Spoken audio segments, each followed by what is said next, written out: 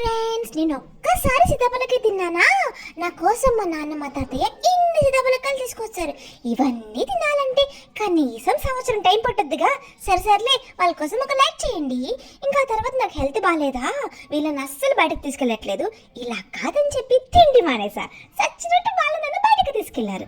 బయటకు తీసుకెళ్ళాక మనం ఊరుకుంటామా? తిరిగి తిరిగి తిరిగి నా వెనకాల మా నాన్న అమ్మ కూర్చుండిపోయారు.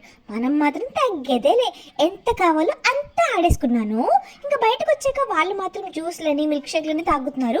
నాకు మాత్రం ఏమి ఇవ్వట్లేదు. మీరు చెప్పండి ఫ్రెండ్స్, హెల్త్ బాగోకపోతే జ్యూస్లు తాగకూడదా, మిల్క్ షేక్లు తాగకూడదా, ఐస్ క్రీమ్ తినకూడదా? నాకు అవన్నీ ఎంత ఇష్టం.